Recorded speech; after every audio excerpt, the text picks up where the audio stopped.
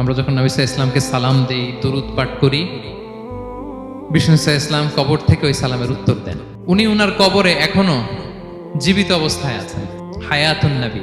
তবে আমরা এখন যেরকম জীবিত এরকম নয়, বারজাকি জগতের জীবিত। তিনি ইন্তেকাল করেছেন, মৃত্যুবরণ করেছেন, তিনি বারজাকি জগতে চলে গিয়েছেন, কিন্তু সেই জগতে তিনি জীবিত।